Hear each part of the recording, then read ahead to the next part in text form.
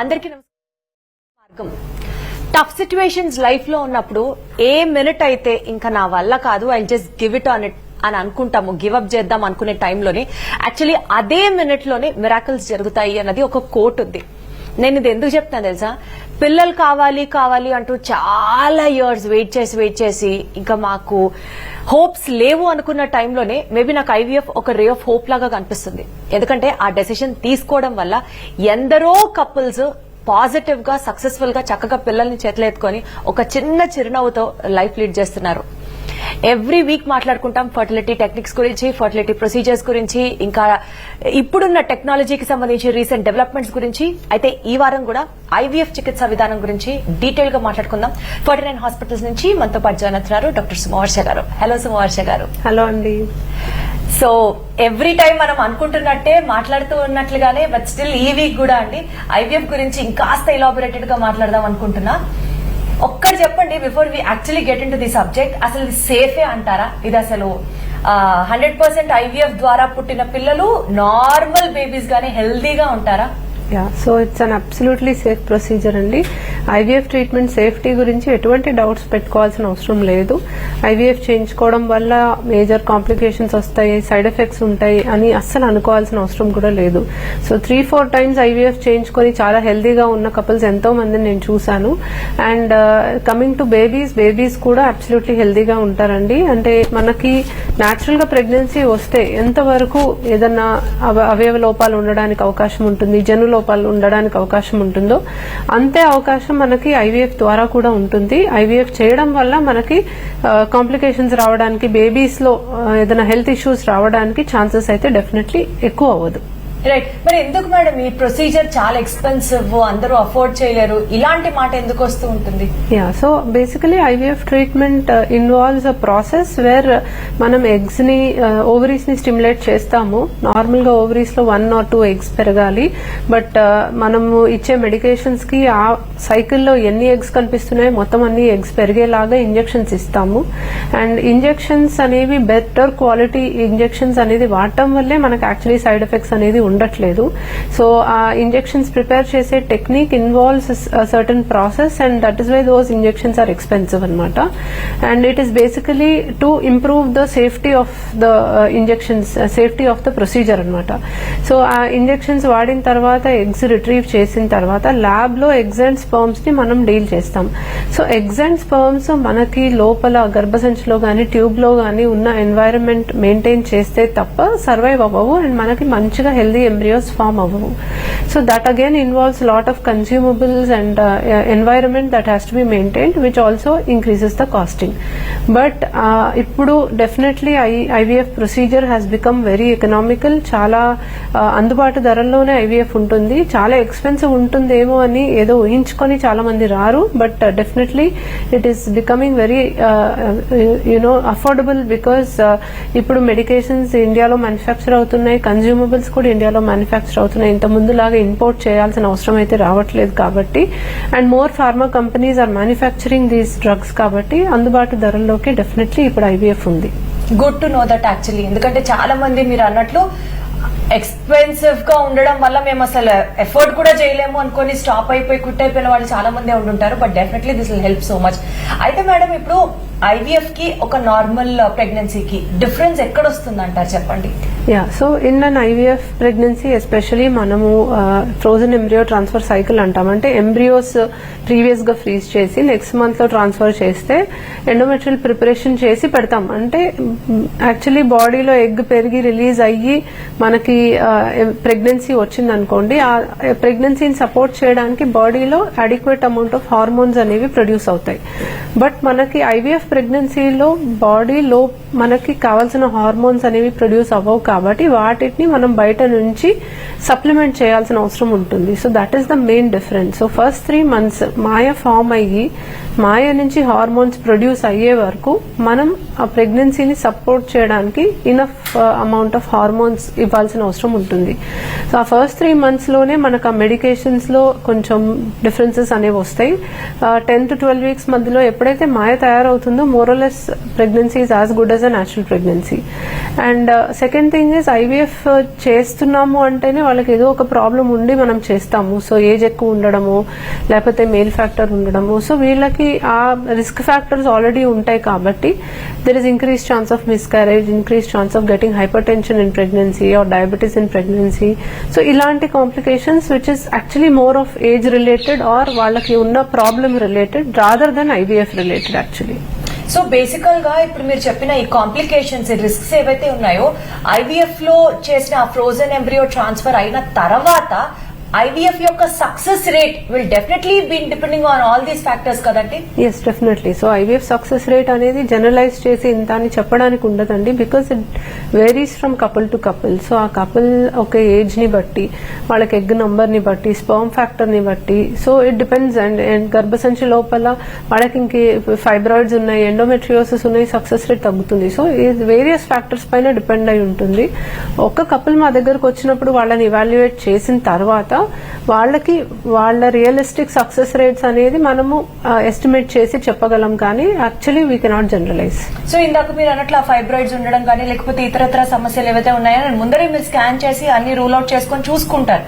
But still తర్వాత ఏదైనా problem వస్తే it is also definitely depending upon the success of the IVF. Yes, definitely. So already predisposing ఏం factors ఉన్నాయో చూస్తాము, but కొన్ని సార్లు వీ కెన్ ఆల్టర్ ఇట్, కొన్నిసార్లు we cannot really alter much అనమాట. ఇప్పుడు ఫైబ్రాయిడ్స్ ఉన్నాయి, అది మనం తీసేస్తే బెటర్ అవుట్కమ్ ఉంటుంది అంటే ఖచ్చితంగా తీసేస్తాం. ఎండోమెట్రియోసిస్ ఉంది, ఎండోమెట్రియోసిస్ ఉన్న ప్రతి కపుల్ కి మనము సర్జరీ చెయ్యము. సో కొంతమందికి చేస్తాము, బికాస్ సర్జరీ వల్ల ఒక్కొక్కసారి ఎగ్ నంబర్ తగ్గిపోతుంది and that will effect the outcome కాబట్టి. సో ఎండోమెట్రియోసిస్ ఉండగానే మనం ఐవీఎఫ్ ప్రొసీజర్ చేసి ట్రాన్స్ఫర్ చేస్తాం, బట్ ఆ ఎండోమెట్రియోసిస్ స్టిల్ ఎగ్జిస్ట్ కాబట్టి ఆ ఇన్ఫ్లమేటరీ ఏదైతే ఇన్ఫ్లమేషన్ ఉంటుందో దానివల్ల సక్సెస్ రేట్ స్టిల్ తగ్గుతుంది. So we have to way and balance, అంటే బెనిఫిట్ వర్సెస్ రిస్క్ చూసుకొని వాళ్ళకి ఇంటర్వెన్షన్ అవసరమా లేదా డిసైడ్ చేసి ప్రొసీడ్ అవుతాం. సో ఇప్పుడు ఈ ఐవీఎఫ్ చేయించడం వల్ల ఫర్దర్ గా ఏదైనా హెల్త్ కాంప్లికేషన్స్ రావడం కానీ, లేకపోతే సైడ్ ఎఫెక్ట్స్ లాంటివి ఉండడం కానీ, లేకపోతే ఇలా చేయడం వల్ల వచ్చే ప్రెగ్నెన్సీ తాలూకా హార్ట్ టైమ్స్ డ్యూరింగ్ ప్రెగ్నెన్సీ కానీ ఇలాంటివి ఏమన్నా ఫేస్ చేసే chances ఉంటాయంటారా? Yeah, so as I said before also, it is not per se because of IVF, because IVF కి వచ్చే వాళ్ళు యూజువలీ కొంచెం ఏజ్ ఎక్కువ ఉండొచ్చు, వాళ్ళకి ఆల్రెడీ ఏదో ఒక ప్రాబ్లం ఉండొచ్చు, దానివల్ల వాళ్ళకి న్యాచురల్ ప్రెగ్నెన్సీ రావట్లేదు. సో సేమ్ ప్రాబ్లమ్స్ వల్ల వాళ్ళకి ప్రెగ్నెన్సీలో కొన్ని కాంప్లికేషన్స్ కూడా రావచ్చు. సో ఏజ్ ఎక్కువ ఉన్నప్పుడు మిస్క్యారేజ్ రేట్ ఎక్కువ ఉంటుంది, హైపర్ టెన్షన్ రావడానికి ఛాన్స్ ఎక్కువ ఉంటుంది, ప్రెగ్నెన్సీలో డయాబెటీస్ రావడానికి ఛాన్స్ ఎక్కువ ఉంటుంది. It is more related to their age and a specific predisposing factor which is causing them to go for IVF rather than IVF itself. So IVF నేను ఒక young couple కి చేస్తాను, హెల్దీ కపుల్ కి చేస్తాను, వాళ్ళకి ప్రెగ్నెన్సీలో కాంప్లికేషన్స్ నేనేం anticipate చేయను. బట్ అదే కొంచెం పెద్దవాళ్ళకి చేస్తున్నాను, లేదా ఆల్రెడీ బీపీ ఉన్న వాళ్ళకి, లేదా ఆల్రెడీ షుగర్ ఉన్న వాళ్ళకి, లేదా ఆల్రెడీ థైరాయిడ్ ప్రాబ్లం ఉన్న వాళ్ళకి చేస్తాను. సో వాళ్ళకి దానికి సంబంధించిన కాంప్లికేషన్స్ డెఫినెట్లీ కనిపిస్తాయి. సో ఇప్పుడు ఈ ఐవీఎఫ్ చేసిన వాళ్ళకి కాంప్లికేషన్స్ ఎలా అయితే ఇండివిజువల్ టు ఇండివిజువల్ వేరీ అవుతాయో, అలాగే వాళ్ళు తీసుకోవాల్సిన జాగ్రత్తలు ఇవన్నీ కూడా ఇండివిజువల్ టు ఇండివిజువల్ వేరీ అవుతాయండి. బికాజ్ బెడ్ దిగకూడదు అని కొంతమంది, బెడ్ రెస్ట్ కంపల్సరీ ఐవీఎఫ్ చేసుకున్న వాళ్ళకి అని కొంతమంది, బరువులు ఎత్తకూడదు, నడవకూడదు, ఎక్సర్సైజ్ చేయకూడదు, ఇలా ఒక్కొక్కళ్ళు వాళ్ళ సెట్ ఆఫ్ రూల్స్ జాగ్రత్తలు అనేసుకుంటూ ఉంటారు కదా. ఇవన్నీ ఐవీఎఫ్ పేషెంట్స్ వాళ్ళందరికీ పనికొస్తాయా, ఆర్ ఇది కూడా ఇటు వేరీజా? ఇది కేవలం అపోహ మాత్రమే అండి. దట్ బెడ్ దిగకూడదు, నడవకూడదు, అఫ్ కోర్స్ బరువులు ఎత్తకూడదు, that holds for any pregnant patient. ఎక్కువ బరువులు ఎత్తకూడదని అందరికీ చెప్తూ ఉంటాము. సో ఐవీఎఫ్ ప్రెగ్నెన్సీలో ఇలా చేయాలి అని అయితే డెఫినెట్లీ ఏం లేదు. ఐవీఎఫ్ ప్రెగ్నెన్సీ వచ్చినా, మనకి న్యాచురల్ ప్రెగ్నెన్సీ వచ్చినా సేమ్ ఇట్ హోల్డ్స్ గుడ్ అనమాట. నార్మల్ గా ఉండొచ్చు, వాళ్ళ పని వాళ్ళు చేసుకోవచ్చు, నడవచ్చు, మెట్లెక్కచ్చు, ఇబ్బంది ఏం లేదు. బెడ్ రెస్ట్ లో యాక్చువల్లీ ఉండకూడదు. సో బట్ కొన్ని సిచ్యువేషన్స్ లో, అంటే ప్రెగ్నెన్సీలో ఏదైనా బ్లీడింగ్ అయింది, మాయ కిందకు ఉంది, కొన్ని కాంప్లికేషన్స్ ఉన్నాయి అని యాంటిసిపేట్ చేస్తే అప్పుడు రెస్ట్ తీసుకోమని చెప్తాము. బట్ అది న్యాచురల్ ప్రెగ్నెన్సీలో కూడా పాసిబుల్ అనమాట. సో బికాస్ ఆఫ్ ఐవీఎఫ్ వాళ్ళు ఎక్స్ట్రా ప్రికాషన్స్ తీసుకోవాల్సిన అవసరం లేదు, unless there is some complication and we advise them to take rest. Otherwise actually bed rest is not required. So ఇందాక మీరు చెప్పిన దాని ప్రకారం మేడం, నార్మల్ డెలివరీ నార్మల్ ప్రెగ్నెన్సీకి ఐవీఎఫ్ ప్రెగ్నెన్సీకి ఓన్లీ ఫస్ట్ 3 months వేరియేషన్ ఉంటుంది, తర్వాత it is more or less like natural ప్రెగ్నెన్సీతో సమానమే అని అన్నారు. అయితే ఐవీఎఫ్ ప్రెగ్నెన్సీలో నార్మల్ డెలివరీ అయ్యే ఛాన్సెస్ ఉంటాయా? యా 100% ఉంటుందండి. So unless there is another indication for caesarean, అంటే ఇప్పుడు ఎదురు కాళ్ళతో బేబీ ఉంది, మాయ కిందకు ఉంది, ఆల్రెడీ ఇంతకుముందు సిజేరియన్ అయింది, సో ఇలాంటి ఇండికేషన్స్ ఉంటాయి. మీకు న్యాచురల్ ప్రెగ్నెన్సీలో అయినా అవే ఇండికేషన్స్ ఉంటాయి. సో అలాంటి ఇండికేషన్ ఉంటే తప్ప ఐవీఎఫ్ ద్వారా ప్రెగ్నెన్సీ వచ్చింది కాబట్టి సిజేరియన్ చేయాలి అని అయితే డెఫినెట్లీ లేదు. సో నార్మల్ ఆబ్స్టెటిక్ ఇండికేషన్స్ ఉంటే తప్ప మనం సిజేరియన్ చేయాల్సిన అవసరం లేదు. ఐవీఎఫ్ ట్రీట్మెంట్ గురించి మనం మాట్లాడుతున్నాము ఇవాల్టి మార్గంలో. అయితే మీకు ఫర్టిలిటీ రిలేటెడ్ ఇష్యూస్ ఏమన్నా ఉన్నా, ఏదన్నా సమస్యలతో బాధపడుతున్నా, చాలా మందితో మాట్లాడడం కానీ మాకు సొల్యూషన్ దొరకలేదు అనుకున్నా, ఎనీథింగ్ రిలేటెడ్ టు ఫర్టిలిటీ అయితే సాక్షి స్క్రీన్ మీద కనిపిస్తున్న ఈ నంబర్స్ కి కాల్ చేయొచ్చు, డైరెక్ట్ గా మేడం తో మాట్లాడొచ్చు, మీ ప్రాబ్లం గురించి డిస్కస్ చేయొచ్చు, అండ్ మీకు ఒక సొల్యూషన్ కూడా దొరికే ఛాన్స్ ఉంది. అండ్ ఒక చిన్న రిక్వెస్ట్ ఏంటంటే, స్క్రీన్ మీద కనిపిస్తున్న నంబర్స్ కి మీరు కాల్ చేస్తున్నారు అంటే ఇట్ మీన్స్ మీరు లైవ్ ఫోన్ కాల్ లో ఉన్నారు.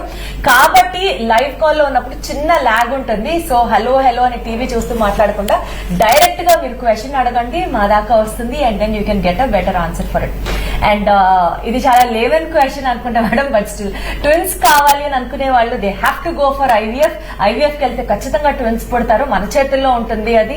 సో కావాలి అని అనుకుంటే ఒకేసారి వెళ్ళిపోవచ్చు అని అనుకుంటూ ఉంటారు చాలా మంది. Tell me about this. Yeah, so definitely ఒకటేసారి ఇద్దరు పుట్టేస్తే మాకు ఫ్యామిలీ కంప్లీట్ అయిపోతుంది. సో ఏదో అంటారు, ఒక దెబ్బకి రెండు పిట్టల టైప్ లో చాలా మంది అడుగుతూ ఉంటారండి. బికాస్ ఇట్స్ ఇంత ప్రాసెస్ కదా, ఇంత కాస్ట్ కదా, మళ్ళీ ఇప్పుడు ఏదో ఒక ప్రాబ్లం వల్ల ఐవీఎఫ్ చేయించుకుంటున్నాము. సో ఒకసారి ప్రెగ్నెన్సీ వచ్చి డెలివరీ అయ్యాక మళ్ళీ కావాలంటే మళ్ళీ ఇదే ప్రాసెస్ చేసుకోవాలి.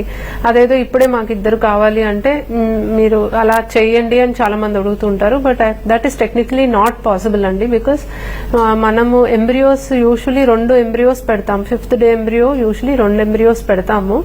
2 హెల్దీగా ఉండి 2 జెనెటికలీ నార్మల్ ఉంటే అతుక్కొని ట్విన్స్ వచ్చే అవకాశం ఉంటుంది. But it is not 100% always possible. Pregnancy రావడానికి there is no 100% possibility, because not all embryos are capable of giving us a pregnancy. మనకి ఉన్న అన్ని ఎంబ్రియోస్ లో whatever morphologically appears the best అది ట్రాన్స్ఫర్ చేస్తాం 2 ఎంబ్రియోస్.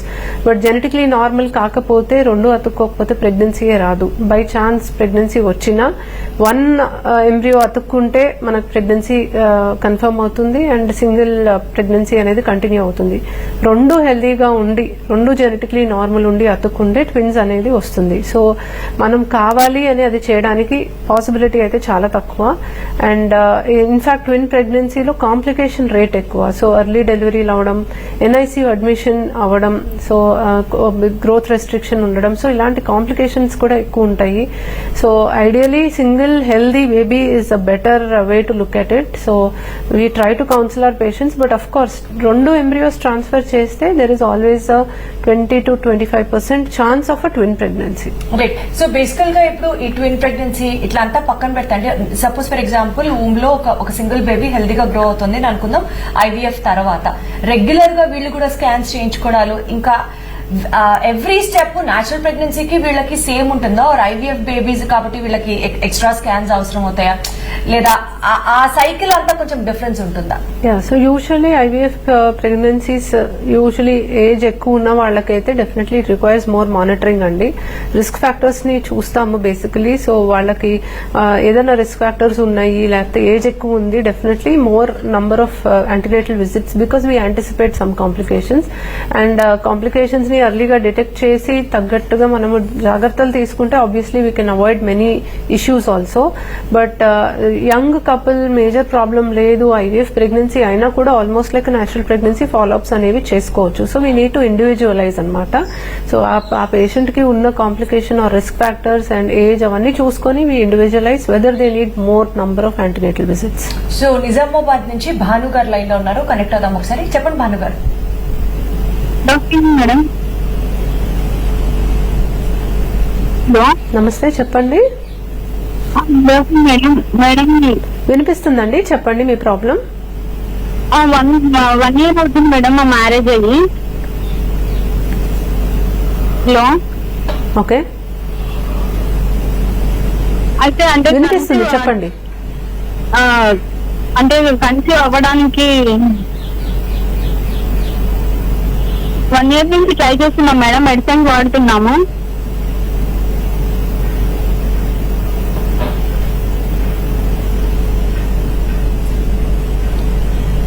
ఓకే, 1 year నుంచి try చేస్తున్నారు, pregnancy రావట్లేదు. That's what I think is your problem. So 1 year పాటు రెగ్యులర్ గా హస్బెండ్ వైఫ్ కలిసినా ప్రెగ్నెన్సీ రావట్లేదు అంటే ఖచ్చితంగా ఒక డాక్టర్ ని సంప్రదించాలి. సో ఏదన్నా వేరే ఇష్యూస్ ఉంది, మీకు ఏజ్ 35 years దాటింది, ఆల్రెడీ ఇరెగ్యులర్ సైకిల్స్ ఉన్నాయి, known problems, known risk factors ఉన్నాయంటే 6 months వరకే మీరు న్యాచురల్ గా ట్రై చేయాలి. సో మీరు ఒక డాక్టర్ ని సంప్రదించినప్పుడు మీకు బేసికలీ ఒక స్కాన్ చేస్తారు, మగవాళ్ళకి వీర్యకణాల పరీక్ష చేస్తాము, ఇవి రెండు చూసుకొని ట్యూబ్ టెస్ట్ చేస్తాం, అవసరమైతే కొన్ని హార్మోన్ టెస్ట్ చేస్తాం. సో ఇవన్నీ చూసుకుని ఏ ప్రాబ్లం లేకపోతే నెక్స్ట్ IUI అనే ప్రొసీజర్ యూజువలీ సజెస్ట్ చేస్తాము. లేదా ఏదైనా ప్రాబ్లం ఉంటే దాన్ని బట్టి ట్రీట్మెంట్ అనేది సజెస్ట్ చేస్తాం. ఇందాక తను చెప్పినట్లు మేడం 1 year అయింది పెళ్ళయి, 1 year నుంచి ట్రై చేస్తున్నాం అని అన్నారు. అది అసలు ఒక డెసిషన్ కి రావడానికి ఆ టైం పీరియడ్ సరిపోతుంది అంటారా? Yeah, so 1 year of regular unprotected intercourse 80% of the couples actually conceive అవుతారు. 1 year కి కూడా ప్రెగ్నెన్సీ రాకపోతే it is the ideal time to get your test done. Test కనుక నార్మల్ ఉంటే మేబీ ఇంకొక 1 year వెయిట్ చేయొచ్చు. So 2 years of unprotected intercourse 90% of them conceive. ఆ మిగిలిన 10% కి they definitely require some intervention. Because early intervention మీకు కొంచెం simpler treatments తోటి బెటర్ సక్సెస్ రేట్స్ ఉంటాయి. బట్ ఎంత లేట్ చేస్తామో మనకి ట్రీట్మెంట్ కొంచెం కాంప్లికేటెడ్ అవుతుంది and even the success rate will come down. అంటే యూజువల్ గా అంటారు కదా, పెళ్ళైన తర్వాత ఒక 1-2 years హ్యాపీగా వెయిట్ చేయొచ్చు, దాని తర్వాత కూడా మీకు రాలేదంటే వెళ్ళొచ్చు అని, ఆ పాయింట్ లో అడిగాను. So 1 year is usually the cut off అండి. But if the test are normal maybe another additional year, but 2 years కంటే ఎక్కువ అయితే డెఫినెట్లీ వెయిట్ చేయకూడదు. రైట్. సో PCOD లో IVF చేయించుకుంటే క్వాలిటీ తగ్గుతుంది అన్నది ఒక పాయింట్ ఉంది. బికాస్ PCOD ఇట్ సెల్ఫ్ అక్కడ ఏదో ఒక ప్రాబ్లం ఉంది అనే కదా it is stating. How do we have to see this? PCOD లో కూడా మనం IVF చేయించుకుంటే would the result be successful or fruitful enough? Yeah, so basically PCOD is a very much treatable disease which IVF requirement is actually quite rare. అంటే maximum tablets, injections తోటి IUIs తోనే conceptions అనేవి ఎక్కువ చూస్తాం. But IVF దాకా వెళ్ళారు అన్నప్పుడు usually eggs ఎక్కువ వస్తాయి, at the same time egg quality issues కూడా వస్తాయి. Because they basically have a hormonal imbalance and hormonal imbalance ఉన్న ఎన్వైరన్మెంట్ లో ఎగ్స్ పెరిగినప్పుడు ఆబ్వియస్లీ కొంచెం క్వాలిటీ ఇష్యూస్ వస్తాయి. So but we can have some lifestyle changes and some medications to optimize her condition before IVF itself so that we get a better outcome. So it can be you can deal with it from before itself so that you don't end up with having bad quality eggs and bad embryos. So IVF చేయించుకోవాలి అనుకుంటూ ఉన్న వాళ్ళకి preparatory phase ఏమన్నా ఉంటుందా? వాళ్ళు ఈ particular norms అన్ని fulfil అయితే then they have to go and see a doctor. Health wise మాట్లాడుతున్నా, సిచ్యువేషన్ పరంగా కాకుండా వాళ్ళకి ముందుగా ప్రిపరేటరీ ఫేజ్ ఏమన్నా చేస్తారా? ఉంటుందా అట్లా? యా, డెఫినెట్లీ వి ఇవాల్యుయేట్ అండి. ఇప్పుడు స్కాన్ లో నాకు ఏదైనా ప్రాబ్లం కనిపించింది, దానికి తగ్గట్టుగా we need to do some preparatory investigation or preparatory treatment, we go ahead. అంటే ఇప్పుడు సే ఫర్ ఎగ్జాంపుల్ స్కాన్ లో ఫైబ్రాయిడ్స్ ఉన్నాయి, అది తీసేస్తే బెటర్ అవుట్కమ్ వస్తుంది, దెన్ తీసేసి 3 months గ్యాప్ ఇచ్చి IVF కి రమ్మని చెప్తాం. ఒక్కొక్కసారి పాలిప్స్ చూస్తాం, కణితులు అంటాం గర్భసంచి లోపల, హిస్ట్రోస్కోపీ చేసి రిమూవ్ చేసి we proceed. So definitely pre IVF evaluation is extremely important and optimizing the couple's health before IVF is also very important. So వాళ్ళకి లైఫ్ స్టైల్ మోడిఫికేషన్స్ ఖచ్చితంగా చెప్తాము, కొన్ని మెడికేషన్స్ ముందు నుంచే స్టార్ట్ చేస్తాము before the cycle itself. So the preparatory phase మనం optimize చేసుకుంటే definitely we can improve the outcome. Next caller అండి, వైజాగ్ నుంచి సత్యవతి గారు లైన్ లో ఉన్నారు, కనెక్ట్ అవుదాం ఒకసారి. చెప్పండి సత్యవతి గారు. మేడం, హలో మేడం, చెప్పండి, వినిపిస్తుందండి. వైజాగ్ నుంచి చేస్తున్నామండి. నాకు 3 సార్లు బేబీ చనిపోయింది మేడం. ఆపరేషన్ చేసి తీసిన తర్వాత 7వ నెలలో ఉమ్మనీరు ప్రాబ్లం అని చెప్పి, ఉమ్మనీరు తక్కువ ఉందని చెప్పి తీసేవారు. ఇప్పుడు నెక్స్ట్ మళ్ళీ ఇంకా వెళ్దామా వద్దా అని ఇంకా అనుకుంటున్నాం. హలో, అంటే 3 సార్లు 7వ నెలలో బేబీ ప్రాబ్లం అయిందా? 2 సార్లు 7వ నెలలో మేడం. 3వసారి ఇంకా 5వ నెల వస్తుంది అన్నప్పుడు ఇంకా బేబీ బాగాలేదని చెప్పి తీసేశారు మేడం. ఓకే, సో 3 సార్లు ప్రెగ్నెన్సీ వచ్చినా మరి మీకు యాక్చువల్లీ ఇప్పుడు ప్రస్తుతానికి లైవ్ బేబీ అయితే లేదు? నార్మల్ గానే ప్రెగ్నెన్సీ వస్తుంది మేడం. యా, సో అదేమ్మా, సో 3 సార్లు మీకు ప్రెగ్నెన్సీ వచ్చినా కూడా బేబీకి ఏదో ప్రాబ్లం ఉండి మీకు ఇలా జరిగింది కాబట్టి ఎందుకు ఇలా ఇష్యూ వస్తుంది అనేది ఫస్ట్ ఆఫ్ ఆల్ చూసుకోవాలి.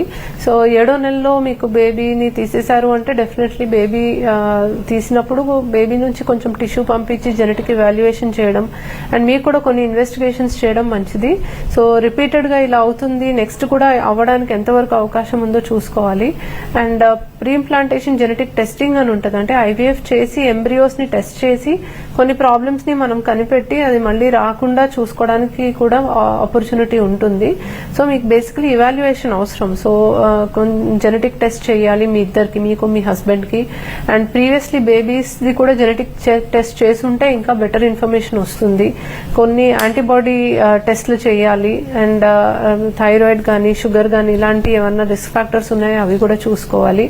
సో కొంచెం ఇవాల్యుయేషన్ అవసరం అండ్ దాన్ని బట్టి నెక్స్ట్ ఎలా ప్రొసీడ్ అవ్వాలి అనేది డిసైడ్ చేస్తాం. కానీ ఇలాంటి సిచ్యువేషన్స్ లో మేడం మీరు అన్నట్లు ఇవాల్యుయేషన్ 100% నీడెడ్. బట్ స్టిల్ రేపు న్యాచురల్ ప్రెగ్నెన్సీ వచ్చే పాపం అబార్షన్ అవుతుంది అని అంటే ఐవీఎఫ్ లో కూడా మళ్ళీ ఇలాంటి సిచ్యువేషనే ఉండొచ్చు అని ఒక భయం అయితే ఉంటుంది కదా ఖచ్చితంగా. So IVF alone is not going to help her అండి. Genetic analysis of the embryos and transferring a normal embryo is going to help her because she doesn't need normal embryo అంటారా? జెనెటిక్లీ నార్మల్ ఎంబ్రియోని transfer genetically normal embryo. ఇప్పుడు నాకు 4 or 5 embryos వస్తాయి కదండి, వాటిని అన్నిటినీ కూడా టెస్ట్ చేస్తాం.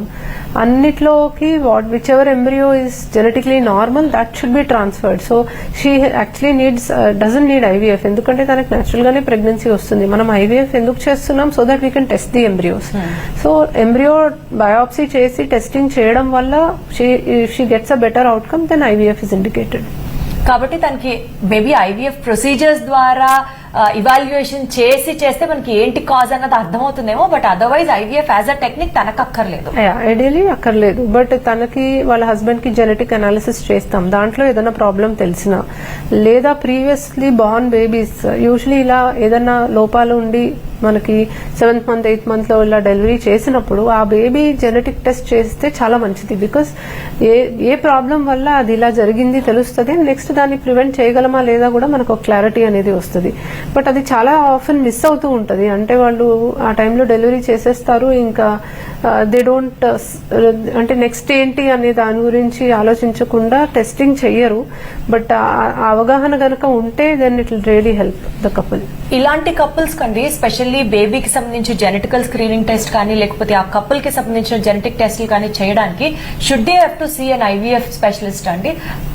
అంటే ఇలాంటి స్క్రీనింగ్ టెస్ట్ అన్ని ఐవీఎఫ్ సెంటర్స్ లోనే ఉంటాయా? Is what I want. It is available across everywhere అండి. అంటే కొన్ని ఊర్లలో ఆ ల్యాబ్స్ లో చెయ్యరు, but sample can be sent to, ఇప్పుడు విజయవాడలో కూడా it's not available. We send the sample either to Hyderabad or Chennai and get it done. So ఆ కాంటాక్ట్ నంబర్స్ అనేవి మన చేతిలో ఉంటాయి, then it's not a big deal. వాళ్ళు యాక్చువల్లీ ఎక్కడికైనా వచ్చి శాంపిల్స్ కలెక్ట్ చేసుకుంటారు. So it's not an issue at all. But చేయించాలి అన్న అవగాహన ఉంటే డెఫినెట్లీ ఇట్ విల్ హెల్ప్. అయితే ఐవీఎఫ్ చేయించుకున్న తర్వాత వచ్చే కాంప్లికేషన్స్ లో వెయిట్ గెయిన్ ఒకటి చాలా మంది అనుకుంటూ ఉంటారు. మేబీ ఆ ఇంజెక్షన్లు ఏవో చేస్తారు, ఆ మందులు ఏవో వాడితే ఇంకా వెయిట్ వచ్చేస్తాము, ఇలాంటి అపోహల్లో చాలా మంది ఉంటూ ఉంటారు. దీనికి why do they have to come to that point అండి? సో డెఫినెట్లీ ఇప్పుడు just now I had one couple who came and approached me where they had 2 IVF failures and now she's like ఇంకా నేను weight gain అయిపోయాను, నాకు ఇప్పుడు surrogacy కావాలి అని వచ్చారు. So I was just trying to counsel her the same thing that weight gain doesn't happen because of the IVF procedure అండి. మనం ఇచ్చే ఏ ఇంజెక్షన్స్ కి కూడా as such weight put on అయ్యేది ఉండదు. ప్రొజెస్ట్రాన్ టాబ్లెట్స్ కి కొంచెం వెయిట్ గెయిన్ వస్తుంది because of water retention it causes, but that's not more than a kg. But definitely weight gain అవ్వడం చూసాము. That is mainly because of the stress that they have. So stress ఎక్కువ ఉన్నప్పుడు మనకి cortisol అనే hormone release అవుతుంది, that causes some weight gain. And ఎంత చెప్పినా కూడా బెడ్ రెస్ట్ అని అది ఒక it's like a dictum that IVF అంటే బెడ్ రెస్ట్ లో ఉండాలి అని. మనం ఎంత చెప్పినా వినకుండా బెడ్ రెస్ట్ లో ఉంటారు. సో ఫిజికల్ యాక్టివిటీ లేకుండా మీరు ఎంత ఫుడ్ తీసుకుంటే అది మొత్తం కూడా మీ బాడీలో ఉండిపోతుంది and definitely you'll put on weight. So as such IVF is not related to weight gain. It is your life style and your mind set and your stress levels which cause weight gain. ఈ stress వల్ల కూడా maybe IVF పాపం చేసే procedure అంతా చాలా correct గా ఉన్నప్పటికీ కూడా ఆ స్ట్రెస్ ఎక్కువైపోయి బాడీలో అది పాజిటివ్ గా రాని సిచ్యువేషన్స్ కూడా Yes, ఉంటాయి. 100% Ali. So I see so many patients who are very positive about the treatment, who have lot of trust, and they just go with positivity and they succeed. But కొంతమంది first day నుంచి negative గా ఆలోచిస్తారు, వాళ్ళకి somehow things don't go their favor. So I keep telling this to my patients also, being positive is very important. That is the best way they can help me. They can help you అంటున్నారా? Yeah, మీరు because- వాళ్ళకి help చేయడం కాకుండా No, they can help me get them pregnant, right? So that is how. So బేసికల్ గా IVF చేయించుకున్న తర్వాత pregnancy రావడం, తర్వాత డెలివరీ అవడం, ఇవన్నీ అయిపోయిన తర్వాత వాళ్ళ next further cycles, periodic cycles కి ఏమన్నా ఎఫెక్ట్ ఉంటుందా because of this IVF medication? Or ఇంకా డెలివరీ అయిపోయిన తర్వాత would they be as normal as like before? They will be as normal as they are before. Of course, delivery ayyaka, until they are period is breastfeeding, correct. yeah, they have some irregularities which happens with anybody, but because of this medication or treatment, I'm repeating, it works only in that particular cycle and it is washed out and it doesn't have any effect further anamata. Wonderful. So బేసికల్ గా ఇది ఏమవుతుందో ఈ IVF చేయించుకుంటే అని భయపడే వాళ్ళందరికీ this should be an eye opening episode. Thank you so much Sumarsha గారు. And ఇది ఇవాల్టి మార్గం. చూస్తూనే ఉండండి లేటెస్ట్ అప్డేట్స్ కోసం సాక్షి టీవీ.